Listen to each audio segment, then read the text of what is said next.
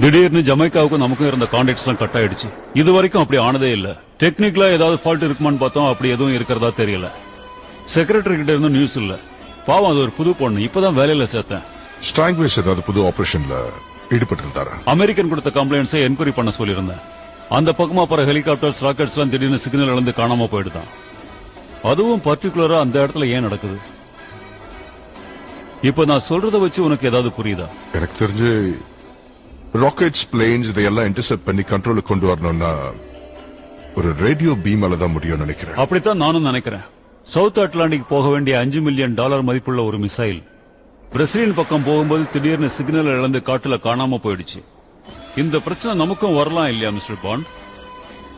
அங்க என்ன நடக்குதுன்னு தெரிஞ்சுக்க அமெரிக்கன் CIA ஆபீசர்ஸ் ஒருத்தர் அனுப்பியிருக்காங்க. அந்த ஆபீசர் பேரு லைட்டர். நீ கேள்விப்பட்டிருக்கிய?